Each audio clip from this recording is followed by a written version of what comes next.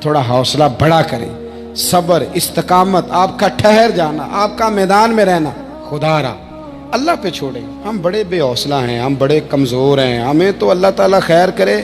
اب تو زمانے میں جو دوائی سب سے زیادہ بکنی چاہیے وہ وہم کی دوائی ہے، وہ سب سے زیادہ بکنی چاہیے۔ ہر چوتھا آدمی اس وہم کا شکار ہے کہ جانے کیا ہو جائے گا، کچھ بھی نہیں ہوگا، وہی ہوگا جو منظور ہے۔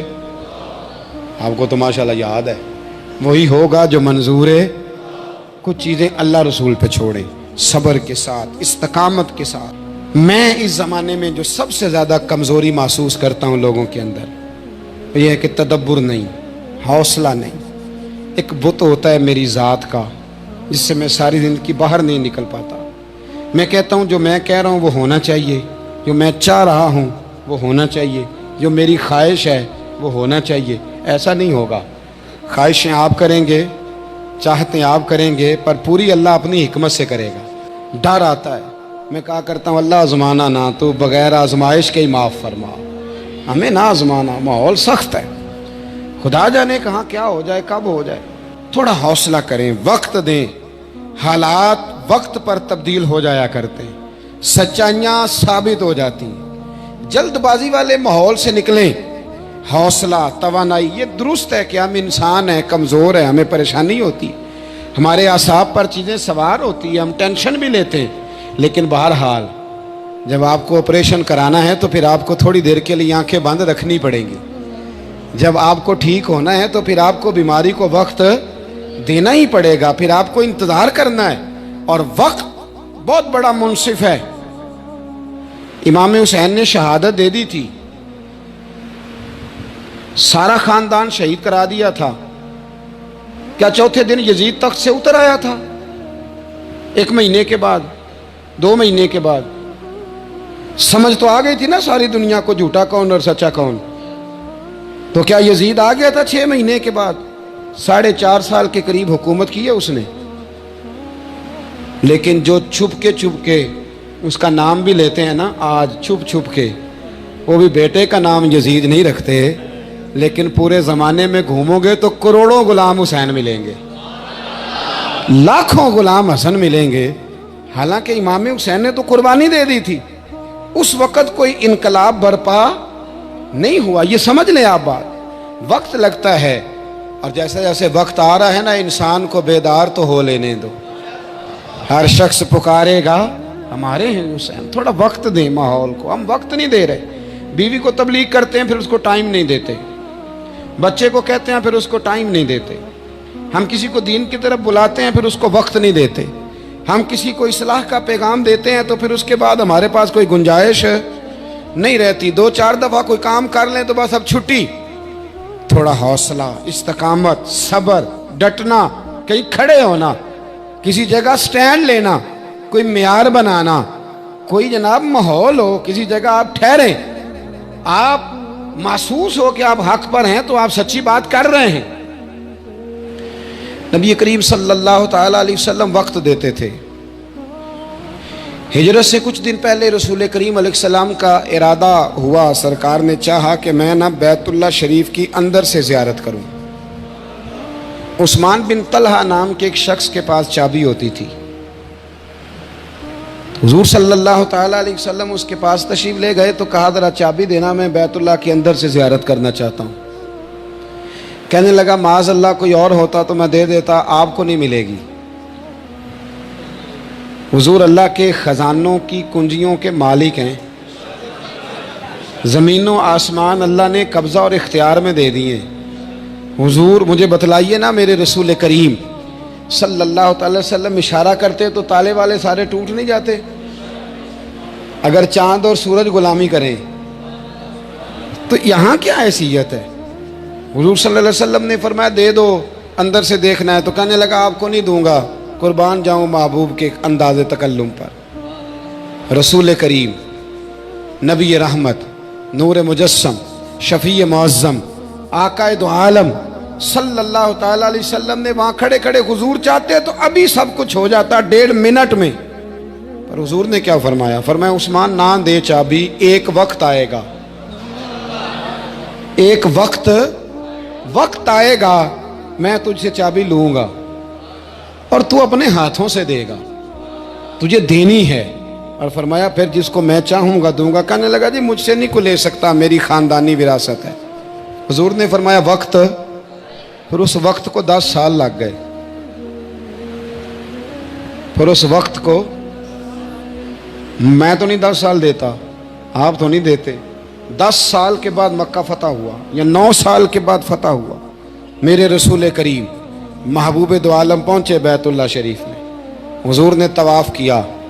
عثمان بن طلحہ کہتے ہیں جیسے جیسے حضور داخل ہوتے گئے تو وہ لفظ میرے کانوں میں گونجتے تھے کہ میں چابی لوں گا۔ وہ میرے جو دن کو کہہ دیا دن ہے تو دن نکل آیا، جو شب کو کہہ دیا شب ہے تو رات ہو کے رہی، اور خدا نے ان کی زباں کو وہ اختیار دیا، جو نکلی منہ سے ان کے وہ بات ہو کے رہی۔ اور اعلیٰ حضرت تو فرماتے ہیں وہ زبان جس کو سب کن کی کنجی کہیں، وہ زبان جس کو صرف کن کی نہیں سب کن کی کنجی کہیں، اس کی نافذ حکومت پہ لاکھوں سلام۔ فرمایا عثمان کہتے ہیں میرے کانوں میں لفظ گونج رہے تھے حضور کے کہ میں تجھے چابی، لیکن سالوں لگے، گھنٹوں نہیں، مہینوں نہیں، کتنے لگے؟ تھوڑا ٹائم تو دینا یار، جلدی تو نہ کر۔ تو شام کو بدلہ لینا چاہتا ہے، تو شام کو تہس نہس کرنا چاہتا ہے، ذرا وقت تو دینا۔ وقت خود بہت بڑا منصف ہے، بڑے سارے انصاف خود بخود کر دیتا ہے، پتہ چل جاتا ہے وقت گزرنے کے ساتھ سچا کون اور جھوٹا کون۔ حضور علیہ السلام کے لفظ گونجتے ہیں۔ میرے محبوب نے طواف کیا تو پھر حضور نے اعلان کیا، فرمایا کہاں ہے عثمان بن طلحہ؟ بلاؤ نا ذرا اس کو، بلاؤ۔ تو کانپتے ہوئے ہاتھوں سے چابی لے کے، اب نہیں کہا میری خاندانی وراثت ہے، اب نہ یوں حضور کی بارگاہ میں پیش کی۔ محبوب نے بھی جتلایا کچھ نہیں، حضور نے وہ چابی لی، دروازہ کھولا، مولا علی کو ساتھ لیا، بیت اللہ کے اندر پڑے ہوئے سارے بت توڑے، صفائی فرمائی، نوافل پڑھے، حضور باہر آئے۔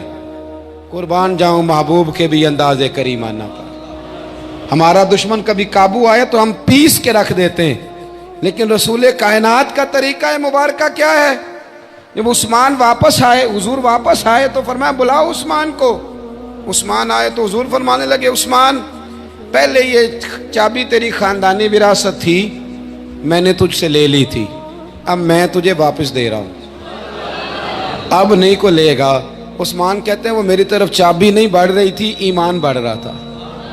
کہتے ہیں چابی میرے ہاتھ میں کیا آئی، میں نے عرض کی حضور مجھے کلمہ بھی پڑھا دیں۔ وقت دیں معاملات کو، تھوڑا ٹائم دیں۔ اتنا میں سمجھتا ہوں معاشرے کے اندر لوگ بے حوصلہ ہو گئے، اتنی جلدی ہے، اور جب سے سوشل میڈیا آیا ہے سب سے پہلی جلدی ہے خبر بریک کرنے کی، فوراً، کیونکہ اب چینل اتنے ہیں، خبریں تھوڑی ہیں، کہاں سے خبر ڈھونڈ کے لائیں؟ لگا دو، جو ملتا ہے نا، جہاں سے ملتا ہے، جیسا ملتا ہے، جو ملتا ہے اس کو لگا دو۔ یہ حوصلہ مند مہذب قوموں کا طریقہ نہیں ہوتا۔ حالات کو وقت دیں، صبر پیدا کریں، استقامت پیدا کریں، حوصلہ پیدا کریں۔ کئی دفعہ ایسے بھی ہوتا ہے، کئی دفعہ کہ آپ کٹہروں میں کھڑے ہوتے ہیں، پھر کچھ وقت گزرتا ہے، کٹہروں میں کھڑے کرنے والے کٹہروں میں کھڑے ہوتے ہیں، لیکن آپ وقت دیں۔ آپ دیکھیں وہ کل تک جو بیٹھ کے بڑی بڑی باتیں کرتے تھے، مکے لہراتے تھے، بڑا کچھ بتاتے تھے، وہ کہاں ہیں لوگ آج؟ کہاں ہیں جو کہتے تھے کہ میں اٹھتا ہوں تو زمانہ اٹھتا ہے، میں بیٹھتا ہوں تو زمانہ بیٹھتا ہے؟ کدھر گئے لوگ؟ ہم نے اپنی زندگی میں ایسے لوگوں کی شہرت دیکھی ہے کہ ان کا ٹی وی پر خطاب لگتا تھا تو کھڑے ہونے کو جگہ نہیں ملتی تھی۔ کدھر گیا زمانہ؟ بدل جاتا ہے، حالات بدل جاتے ہیں، پتہ نہیں کیسے کیسے۔ اور ایسا نہیں کہ وہ لوگ رخصت ہو گئے، لوگ موجود ہیں، لیکن زمانہ اپنا رخ بدلتا ہے، لوگوں کی ذہن بدلتے ہیں، ماحول بدلتا ہے۔ تھوڑی استقامت پیدا کریں۔ میری ملت کے جوان بچوں میں کوئی استقامت نہیں، یہ نہ بات کرنے سے قبل سوچتے ہیں، نہ یہ کوئی عمل کرنے سے قبل سوچتے ہیں، نہ یہ کسی مقام پر ٹھہر کر کچھ سوچتے ہیں کہ میرے اندر تحمل بردباری ہو تو میں کوئی فیصلہ کروں۔ کمنٹس کرنے میں جلدی کرتے ہیں، بات کرنے میں جلدی کرتے ہیں۔ اپنے اندر ٹھہراؤ پیدا کریں۔ اور میں کہا کرتا ہوں کہ ٹھہراؤ آئے کہاں سے؟ بچہ ہوتا ہے نا، جب چھوٹا وہ غلط کام کرتا ہے تو کہتے ہیں بچہ ہے، जवान होके करे तो कहते हैं गर्म खून है, बुढ़ापे में करे तो कहते हैं इसको पता ही नहीं चलता। सियाना कदों होना है इन्हें? छोटा है तो अभी बच्चा है, जवान हो गया तो खून है, तो इसको एसएचओ के सामने खड़ा करो, पता चल जाएगा कितना गर्म है खून। इसको खड़ा करो ना डीएसपी साहब के सामने, पता चल जाएगा खून कितना गर्म है। इसका तो खून गर्म होता है घर वालों पे, अम्मा पे, गरीब आदमी पे। हौसला पैदा करें, तहम्मुल, बुर्दबारी आपको बड़ा करेगी, आप में वुसअत लाएगी, आप लीडर बनेंगे। अगर आप बड़े हैं तो फिर आपका जिगरा भी बड़ा होना चाहिए, अगर आप बड़े हैं तो फिर आपका हौसला भी बड़ा होना चाहिए, फिर आपके अंदर वज़ादारी होनी चाहिए, फिर तवानाइयाँ होनी चाहिए, फिर मिजाज के अंदर वुसअत लाएं, फिर थोड़ा बर्दाश्त, थोड़ा सहना भी सीखें, फिर बड़ी ताइदों के साथ साथ कभी कभी कड़वी गोलियां भी खाएं, महसूस करें, हमेशा एक ही समत के आदी ना हो जाए। वक्त बदलेगा, हालात बदलेंगे, तब्दीली आएगी। बहुत सारे लोग ऐसे होंगे जो कल तक कुछ और कहा करते थे, परसों कुछ और होंगे। हजरत यूसुफ को कुएं में फेंकने वाले भाई सवाली बन के आ गए थे। हो सकता है मेरे सामने मेरा भाई आता तो मैं पहले भाभी की गलतियां गिनवाता, फिर भाई के ससुराल वालों की गलतियां गिनवाता, फिर मैं उसे बताता तू कहाँ कहाँ कमज़ोर है, जाने में क्या कुछ कहता, और फिर मैं अपनी सारी पेशगोइयाँ सच साबित करता, दलाइल देता। लेकिन यूसुफ अलैहिस्सलाम के भाई आ गए, हज़रत यूसुफ ने कहा इतना ही बड़ा है, आ गए हैं, आज गए, और फिर भाई जो हुए, आज गए, ख़त्म हो गई बात। अब इससे बड़ी बात करना ये छोटी बात लगती है। आ गए, पैसे दे के गंदम ली हजरत यूसुफ के भाइयों ने, जी पैसे दे के गंदम ली हजरत यूसुफ के भाइयों ने। लेकिन जब वो वापस जाने लगे तो हजरत यूसुफ ने गंदम भी जरा बोरियां भर भर के दी और रकम भी वापस रख दी। भाई जो हुए, सिला रहमी है ना, उनका हक बनता है। एक सहाबी थे हजरत खुबाब रदी अल्लाह ताला, बुखारी में मौजूद है, निसाई में मौजूद है, दीगर कुतुब सीरत में, अहादीस में मौजूद है। 5 सहाबा ने इस्लाम कबूल किया था जब हजरत खुबाब ने कलमा पढ़ा। अस्साबिकून अल अव्वलून में से हैं। हम सहाबा को पढ़ते नहीं ना, इसलिए हमें तारुफ नहीं होता। ये छठे मुसलमान हैं। हजरत खुबाब रदी अल्लाह ताला अन्हु एक औरत के यहाँ मुलाजमत करते थे। उस ज़माने में जब मुकातबत कर लेता था ना, किताबत हो जाती थी ग़ुलाम के साथ, तो फिर वो जो कमाई करता था उसने ला के अपने मालिक को देनी होती थी। आप लोहार का काम करते थे, खंजर बनाते थे, सुलाख गरम करके, सरिया गरम करके, आपको पता है लोहार काम करते हैं। आप मुशक्क़त वाला काम करते थे, तलवारें बनाते थे, नेज़ा तैयार करते थे, सख्त गर्मी में आप रहते थे। जब आप कलमा पढ़ गए ना तो बड़ी सख्त सज़ाएं देने लगी। आप यकीन करें, अल्लाह ताला हमें माफ़ फरमाए, अल्लाह हमारे ईमान की हिफाजत फरमाए। मैं ना कभी कभी तन्हा दुआ मांगता हूँ तो मैं कहता हूँ अल्लाह मेरी मिल्लत के ईमान को आजमाना ना। अल्लाह जो हालात हम देख रहे हैं ना, हमारे ईमान को आजमाना ना। अल्लाह वो तगड़े लोग होंगे जो दज्जाल के सामने खड़े हो जाएंगे, या हमें हिम्मतें अता फरमा, कुव्वतें अता फरमा। वरना जो अंदाज हम देख रहे हैं ना, जो मिजाज और जो लोगों का तरीका हम देख रहे हैं। हजरत खुबाब कहते हैं कि मेरी वो मालिकन ना लोगों को कहते कि जो सजा दो, ये कलमा नहीं छोड़ता। आप फरमाते हैं कि मैं पहले तो वो खुद मुझे सजाएं देती, मैं सुलाख गरम कर रहा होता तो वो सुलाख, गरम सुलाख मुझसे छीन लेती और मेरे सर पे रख देती। आप फरमाते हैं मेरी चमड़ी जलती, मेरी ज़ुबान पे जारी रहता रब्बी अल्लाह, रब्बी अल्लाह, रब्बी अल्लाह, अल्लाह मेरा रब है, अल्लाह मेरा, ये मेरी ज़ुबान पे जारी रहता। आप फरमाते हैं फिर वो लोगों को कहती इसे सजाएं दो। मैं गली से गुजर रहा था, एक हवेली में कोयले पहले से तैयार थे। फरमाते हैं कि जब मैं वहाँ से गुजरा तो मुझे ज़बरदस्ती कुछ लोगों ने पकड़ लिया और ज़बरदस्ती मेरा कुर्ता उतारा। उनकी मनसूबाबंदी पहले से थी और मुझे उन्होंने ऊपर लिटाया और फिर मेरे सीने पर पत्थर रखे। आप फरमाते हैं मेरी चर्बी पिघली और कोयले ठंडे हुए। दुख कबूल मोहम्मद बख्शा, राजी रहन प्यारे, فرماتے ہیں وہ چربی پگھلی، برس کے موٹے موٹے نشانوں کی طرح نشان پڑ گئے۔ یہ حضرت خباب وہ شخصیت ہیں، دو بندے تھے، جب آتے تھے تو حضرت عمر ممبر چھوڑ دیتے تھے اور انہیں بٹھاتے تھے، ایک حضرت خباب، دوسرے سیدنا بلال حبشی۔ حضرت عمر ان کے لیے ممبر چھوڑتے تھے۔ جناب خباب کہتے ہیں میرا وجود کٹ گیا سارا، میں حضور علیہ السلام کی بارگاہ میں گیا، اللہ کے محبوب حرم کعبہ میں بیٹھے تھے ٹیک لگائے، میں گیا تو حضور اٹھ کے بیٹھ گئے۔ میں نے عرض کی یا رسول اللہ قرآن بھی سچا، اسلام بھی سچا، آپ بھی سچے، پر اتنی سخت سزائیں۔ لیکن کہتے ہیں حضور نے جو بات کی نا تو میری ہمتیں اور جوان ہو گئی۔ محبوب فرمانے لگے خباب بس اتنی سی بات پہ؟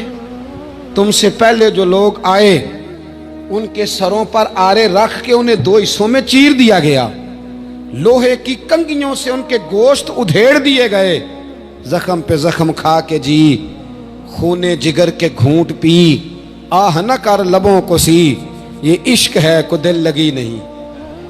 ابھی سے تو میرے محبوب فرمانے لگے خباب کیا بات کرتا ہے یار، اتنی سخت سزائیں لوگوں کو ملی، ہاں اگر تو آیا ہے تو میں تیرے لیے دعا کر دیتا ہوں، اے اللہ میرے خباب کی مدد فرما، اے اللہ اس کی۔ آپ فرماتے ہیں بعد پھر سکون ہو گیا، پھر میں مار چپ کر کے کھایا کرتا، پھر مجھے امید ہوتی کہ مار پڑے گی، پھر میرا ذہن بن گیا کہ اذیت آئے گی، پھر مزاج بن گیا، اس تکلیف سے مجھے گزرنا ہے۔ حضرت خباب رضی اللہ تعالیٰ عنہ ارشاد فرماتے ہیں کہ پھر عجیب مرحلہ آیا، پھر عجیب رنگ آیا، پھر عجیب وقت آیا۔ میری وہی مالکن جو مجھے مارا کرتی تھی، توجہ ہے میری بات پر، اور سلاخوں سے میرے سر داغ دیا کرتی تھی، وہ بیمار ہوئی، اس کے سر میں وقت آیا نا، وقت بدل گیا، اس کے سر میں تکلیف اٹھی، بہت بڑے طبیب کے پاس گئی تو طبیب کہنے لگا لوہے کی سلاخ گرم کر کے نا مختلف جگہوں سے تیرا سر داغا جائے گا، پھر تو ٹھیک ہو جائے گی، یہ تو نے اپنے سر کو داغنا ہے، جلانا ہے لوہے کی سلاخوں سے۔ حضرت خباب کہتے ہیں وہ گھر آئی، مجھے کہنے لگی سلاخ گرم کر کے لا، جب میں لایا تو کہنے لگی میرے سر پہ لگا۔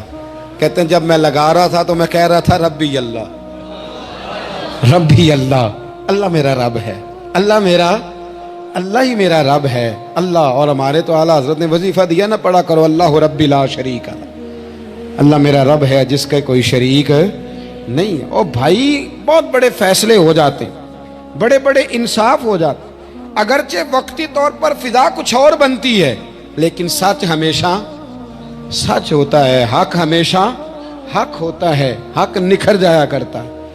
بہت سارے جھوٹ اور پراپوگنڈے کے بیچ میں سے سچ میں طاقت ہوتی ہے، وہ خود اپنی قوتیں بنا کے بیچ میں سے اڑ جایا کرتا ہے، اور اڑ کے وہ چھا جایا کرتا ہے، اس کے اندر قوت ہوتی ہے، ہمت ہوتی ہے۔ وقت دیں حالات کو، ٹائم دیں، آپ دیکھیں کتنی جلدی حالات بدلتے ہیں۔ ہم اپنے طریقے سے، اپنے حضرت امام اعظم ابو حنیفہ بڑے امام تھے نا، اور اللہ کا فضل ہے، ہمیں فخر ہے کہ ہم حنفی ہیں، یہ ہمیں فخر ہے کہ ہم، آپ کو لوگوں کو تو ابھی ان باتوں کا زیادہ وہ نہیں نا، مزاج نہیں رہا، اب تو آپ کو پتہ ہے جماعتوں کا مزاج بن گیا ہے۔ داتا علی اجویری 1000 سال پہلے کے بزرگ ہیں اور فرماتے ہیں اللہ کا شکر ہے میں حنفی ہوں، شکر ادا کرتے ہیں کہ میں امام اعظم کا مقلد ہوں۔ بہرحال یہ عنوان نہیں، ورنہ اس پر کچھ بات کرتا۔ امام صاحب رحمۃ اللہ علیہ بڑے آدمی تھے، بڑے آدمی کا دشمن بھی بڑا ہوتا ہے۔ پیر میرے علی شاہ صاحب رحمۃ اللہ علیہ کے مرشد نے دعا دی تھی کہ میرا دل کرتا ہے میرے علی دنیا تجھ سے حسد زیادہ کرے۔ آپ فرمانے لگے حضور یہ کیا دعا ہوئی؟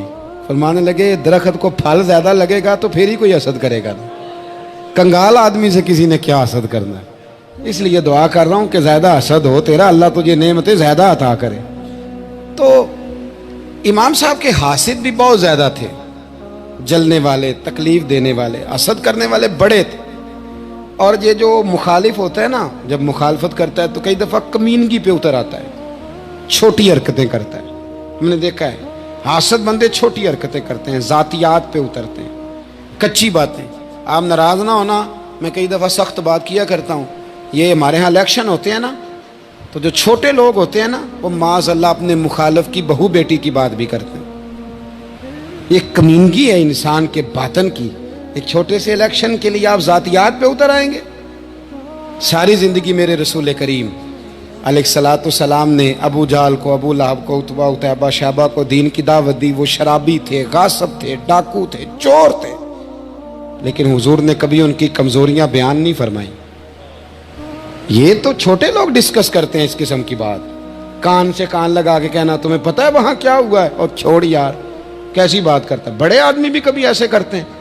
بہت چھوٹے لوگ ہوتے ہیں جو سازش رچتے ہیں، جو ظلم. امام اعظم کے خلاف سازش رچی گئی. امام صاحب رحمۃ اللہ تعالیٰ علیہ کے پاس ایک بی بی دوڑی، حضور مسئلہ پوچھنا. آپ عورتوں سے ملا نہیں کرتے تھے. میں نے سوال کرنا ہے جی، جلدی جلدی سے اندر آ گئی. عورت جیسے ہی اندر داخل ہوئی باہر شور ہو گیا. امام صاحب کے پاس عورت ہے، اس نے بھی شور کر دیا کہ معاذ اللہ ثم معاذ اللہ. 10 درازی کیا امام اعظم نے. لوگ امام صاحب سے کہنے لگے، اب پروپیگنڈا ہو گیا، سارے شہر میں بات پھیل گئی. حضور آپ جواب دیں، آپ بھی کوئی بات کریں. فرمانے لگے کیا جواب دوں، بی بی اکیلا تھا، میں اندر آئی ہے، باہر شور ہوا ہے، عورت کہہ رہی ہے میں اکیلا تھا، میں جواب دوں بھی تو میری گواہی کون دے گا، میرے ساتھ کھڑا کون ہوگا، اس وقت کون ہے جو اٹھ کے کہے گا کہ نہیں نہیں ایسی بات کوئی نہیں. یہ تو ماحول تو اور رخ اختیار کر گیا. تو حضور اب کیا کرنا ہے؟ تو آپ فرمانے لگے کرنا کیا ہے، میں کوئی لاوارث ہوں، رب رسول کا ماننے والا ہوں، میں فیصلہ اپنے اللہ پہ چھوڑتا ہوں. وہ بھی تو عدالت ہے نا.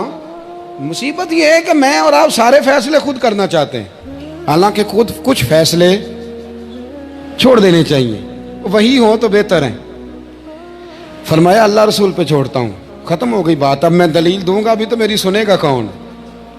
اس طرح کے ماحول میں کئی دفعہ آپ دلیل دیتے بھی ہیں تو کوئی سننے کو تیار وقت فیصلے کرتا ہے، کون سنے گا؟ فرمایا بس ٹھیک ہے. لے گئے پکڑ کے کوتوال کے پاس، تھانے میں بند کر دیا. اب اتنا بڑا امام ہے، تھانے میں بند ہے، عورت بھی باہر بٹھا دی گئی. امام صاحب نے اس سے کوئی ڈسکس نہیں کی. جب اندر تشریف لے گئے، سپاہی 2-3 کھڑے تھے. امام صاحب او ہو، رب کریم کے بندوں کا وہی طریقہ. امام صاحب نے وضو کے لیے پانی مانگا اور پھر امام اعظم نے نفلوں کی نیت باندھی اور 2 رکعتیں پڑھ کے کہنے لگے مالک عزتیں بھی تیرے پاس ہیں، ذلتیں بھی تیرے پاس ہیں، تو جس حال میں ابو حنیفہ کو رکھے گا مجھے شکوہ کوئی نہیں، میں تیری رضا پہ راضی ہوں، جیسے تو چاہے میں راضی ہوں تیری رضا پہ. امام صاحب دعا مانگ رہے تھے تو آنسو ہاتھوں پہ گر رہے تھے. آنا کبھی مصلی بھی آباد کریں، آنا کبھی دنیا کو تو دکھڑے بڑے سنا لیے، آنا 2 رکعتیں پڑھ کے روئیں رب کی بارگاہ میں، محبوب کا وسیلہ پیش کریں، آنا اسے بھی تو منائیں. امام صاحب کے آنسو گرنے لگے. سپاہی بھی پریشان تھے. وہ بی بی نہ خود ہی اٹھی اور امام صاحب کے قریب گئی، کہنے لگی پہلے مجھے دنیا والے کہتے تھے، اب میں سمجھ گئی ہوں آپ تو رب کریم کے نیک بندے ہیں، اب نہ روئیں. سویرے جانا ہے نا قاضی کی عدالت میں، تو میں سویرے گواہی دوں گی کہ میں نے جھوٹا الزام لگایا تھا، آپ ناراض نہ ہوں. امام صاحب فرمانے لگے اس سے نہیں بات بنے گی، اگر تو نے کچھ کرنا ہے تو جو میں کہتا ہوں وہ کر. امام اعظم تھے نا، جو میں کہتا ہوں وہ کر. اس نے کہا جی وہ کیا؟ آپ فرمانے لگے اب تیری گواہی سے بھی بات اور ہو جائے گی، اس کو کہہ لیا ہے، اس کو منا لیا ہے، اس کی منت کر لی ہے، اس کو رشوت دے لی ہے، حالات کا تقاضا اب اور ہے، اب اس کا جواب بھی کچھ اور ہی ہے. با پردہ عورت تھی، برقعے میں لپٹی ہوئی، اس کو گھر بھیج دیا. وہ کوتوال سے کہنے لگی میں بیمار ہوں، مجھے چھٹی دے دو، سویرے آ جاؤں گی. مدعی مقدمہ تو میں ہوں، اب مدعی کو تھوڑی کوئی باندھ کے رکھے گا. خاتون گھر چلی گئی. صبح قاضی کی عدالت میں مقدمہ لگا. امام صاحب رحمۃ اللہ علیہ کٹہرے میں کھڑے ہیں. یار بڑا مشکل ہوتا ہے معزز آدمی کا کٹہرے میں کھڑا ہونا، لیکن مخلوق تو فنکار ہے اس درجہ کے پل بھر میں. یہ سنگے در کعبہ سے بھی اسنام تراشے، تم کون ہو کیا چیز ہے داغے کبابی. لوگوں نے تو مریم پہ بھی الزام تراشے. یہ نہیں نا باز آتے لوگ، پھر مرضی ہے نا ہونا، کٹہرے میں کھڑا ہونا پڑ ہی جاتا ہے. کٹہرے میں کھڑے ہیں امام اعظم. تو قاضی پوچھتا ہے آپ کی بڑی قدر ہے، بڑی اہمیت ہے، تو آپ اس عورت کے بارے میں کیا کہتے ہیں؟ تو امام صاحب فرمانے لگے یہ جو کہہ رہی ہے اس سے پوچھ لیں. تو خود خاتون کہنے لگی میرا امام صاحب سے تعلق ہے. آپ فرمانے لگے ٹھیک کہتی ہے. ساری بھری عدالت، سب لوگ حیران. حضرت تعلق ہے؟ فرمایا ہاں۔ کس طرح؟ فرمانے لگے میری بیوی ہے، زوجہ میری اہلیہ ہے۔ جناب کس طرح؟ فرمایا محلے کی بیویاں بلا لو، اس کے ابا کو بلا لو، چہرہ دکھا لو۔ وہ سارے لوگ جمع ہو گئے، چہرہ کھول کے دیکھا تو امام صاحب کی زوجہ تھی۔ امام صاحب نے اس خاتون کو کہہ کے بھیجا تھا کہ یہی برقع میری بیوی کو دے کے سویرے بھیج دینا، یہی والا برقع جو تو نے پہنا ہے، اب گھر جا اور میری اہلیہ کو یہ برقع دے کے بھیج دینا۔ وہ برقع دے کے اس نے بھیج دیا۔ جب امام صاحب رحمت اللہ علیہ کی اہلیہ ثابت ہو گئی کہ یہ تو امام صاحب کی اہلیہ ہیں جو کھڑی ہیں، اب وہ جو سازش رچنے والے تھے وہ دائیں بائیں دیکھ رہے تھے۔ تو امام صاحب نے ایک بات کی جو بڑی شاندار ہے، فرمایا تدبیریں تم نے بھی کی تھی، پر جو تدبیر میرا رب فرماتا ہے نا، جو تدبیر میرا، فرمایا یہ ابو حنیفہ کی تدبیر نہیں، یہ تدبیر میرے اللہ کی ہے جو اس نے مجھے عطا فرمائی، مجھے سجھائی۔ اب قاضی صاحب نے حکم دیا کہ جتنے لوگوں نے الزام لگایا وہ سارے معافی مانگیں، وہ آئیں جس نے بات کی۔ بھائی وقت کو دیکھیں، فیصلے اللہ کے حوالے کریں۔ ہم لوگوں نے جھگڑے کر کے، دلائل دے کے، بحث کر کے معاملات کو اتنا الجھا لیا ہے۔ آپ یقین کریں ایک خاندان کی 15 میٹنگیں اور پنچایتیں ہو جاتی ہیں، پر رزلٹ صفر ہے۔ وہ فلاں چودھری صاحب اس کے ساتھ مل گئے تھے، فلاں آدمی ادھر چلا گیا تھا۔ آپ تھوڑا وقت دیں، صبر کریں، استقامت کا مظاہرہ کریں۔ آپ دیکھیں حالات کس کروٹ بیٹھتے ہیں۔ کئی دفعہ صلح کی پیشکش کی جناب ابو سفیان کو، لیکن وہ مانتے نہیں تھے۔ حضرت عباس فرماتے میں نے کئی دفعہ انہیں کہا، حدیبیہ میں بھی میں نے کہا، انہوں نے سخت شرائط کے ساتھ صلح کی، لیکن جب وہ حضور لشکر لے کے گئے نا میدان میں، توجہ ہے میری بات پر، 10,000 کا لشکر گیا تو پھر ابو سفیان خود اٹھ کے حضرت عباس کے گھر گئے، کہنے لگے میں نے تو آج آپ کے بھتیجے کی شان دیکھی ہے۔ تو حضرت عباس کہنے لگے ابھی بھی وہیں کھڑے ہو، یہ بھتیجے کی شان نہیں، یہ اللہ کے محبوب کی شان ہے، یہ رسول کائنات کی شان ہے صلی اللہ علیہ۔ تو کہا اب میں صلح کرنا چاہتا ہوں، اب میری صلح کرا دو۔ وہاں بھی حضور نے یہ نہیں فرمایا جب ہم کہتے تھے تو کیوں نہیں آتا تھا، جب ہم معاہدات کرنا چاہتے تھے تو کیوں نہیں آتا تھا۔ میرے محبوب نے عزت دے دی، فرمایا تیرے ساتھ بھی صلح ہے، تجھے بھی معافی ہے، اور جو تیرے گھر میں داخل ہو جائے گا اسے بھی معافی ہے۔ ختم ہو گئی بات۔ بھائی وقت دیں حالات کو، حالات بدل جاتے، تبدیلی آ جاتی۔ اللہ تبارک و تعالیٰ کمزوروں کو طاقتور کر دیا کرتا ہے، غریب کو امیر بنا دیا کرتا ہے۔ اللہ تبارک و تعالیٰ ان لوگوں کو جن کی کوئی آواز سننے والا نہیں ہوتا، ان کی چھوٹی آواز کو اللہ قوت دے دیتا ہے، طاقت دے دیتا ہے۔ شرط یہ ہے کہ آپ استقامت کا مظاہرہ فرمائیں، صبر کا مظاہرہ فرمائیں، آپ تھوڑا اپنی زندگی میں ٹھہراؤ لائیں، آپ تھوڑا حوصلہ کریں۔ آپ فوری طور پر وہ راتوں رات امیر ہونا، راتوں رات باوقار ہونا، راتوں رات چھا جانا۔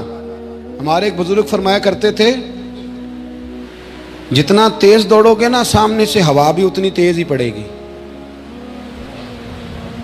فرماتے تھے اگر بس پہ سیٹ نہیں نہ ملی، پچھلی بس کا انتظار کر لو، چھت پہ بڑی ہوا لگتی ہے، اور اگر تم جلد باز ہونا کہ جانا میں نے ابھی ہے تو فرمایا پھر چھت پہ بیٹھنا پڑے گا تو ہوا بڑی تیز پڑے گی۔ پھر تھوڑا کر کے، حوصلہ کر کے، احتیاط کے ساتھ آپ سفر کریں، اپنی زندگی میں وہ استقامت لائیں جو ہمارے بزرگوں کا طریقہ ہے، وہ حوصلہ لائیں جو ان کو بڑا کرتا تھا، وہ والا ماحول لائیں جس سے ان لوگوں کے اندر طاقتیں آئیں۔ بڑا نام ہے امام احمد بن حنبل کا، بڑا تذکرہ ہے، بڑا کچھ ہے۔ پتہ ہے آپ کو کہ امام احمد بن حنبل کتنا عرصہ جیل میں رہے ہیں؟ امام صاحب کو اتنے درے مارے جاتے تھے کہ جب آپ کا کرتا اتارا جاتا تھا تو اس سے خون نچڑ رہا ہوتا تھا۔ آج ہم مسند امام احمد بن حنبل اے سی والے کمرے میں بیٹھ کے پڑھتے ہیں، اور جب ہم اس کا حوالہ دے رہے ہوتے ہیں تو ہم کہہ رہے ہوتے ہیں تو پتہ میں کتنا بڑا آدمی ہوں، 14 جلدوں کی کتاب میں سے حوالہ دے رہا ہوں۔ اس بندے سے پوچھو جس نے لکھی ہے، اس سے پوچھو جس نے یہ کمال کیا ہے، اور اتنا بڑا آدمی اور سچا بادشاہ مار رہا ہے۔ ایک دن اس نے تانا بھی دیا، کہنے لگا احمد بن حنبل مجھے بھی پتہ ہے آپ ٹھیک ہیں، اور آپ کو بھی پتہ ہے آپ ٹھیک ہیں، ظلم ہو رہا ہے، زیادتی ہو رہی ہے، پر لوگ آپ کی سپورٹ کیوں نہیں کر رہے؟ دنیا آپ کے پیچھے کیوں نہیں چل رہی؟ کوئی آپ کے ساتھ کیوں نہیں آ رہا؟ تو امام احمد بن حنبل کہنے لگے اتنا ہی کافی نہیں کہ تو میرے اوپر ظلم کر کے بھی مجھے سچائی کہہ رہا ہے، یہ میری جیت کافی نہیں. اور فرمایا اگر تو نے رزلٹ دیکھنا ہوا نا تو تیرا اور میرا رزلٹ جنازے والے دن نکلے گا. جنازہ فیصلہ کرے گا. اکھاں جدو میٹیاں زمانہ مینوں روے گا، اپنا تے اپنا بیگانہ مینوں روے گا. جدو نہ میں دسیا میخاراں نوں میخانے وچ جام ٹوٹ جان گے، اے میخانہ مینوں روے گا. کئی لک لک رون گے تے کئی بک بک رون گے. گلیاں دا یانا تے سیانا مینوں روے گا. کوئی آسان بات ہے؟ فرمایا یہ جنازے والے دن پتہ چلے. اللہ تعالیٰ سمجھنے کی توفیق عطا.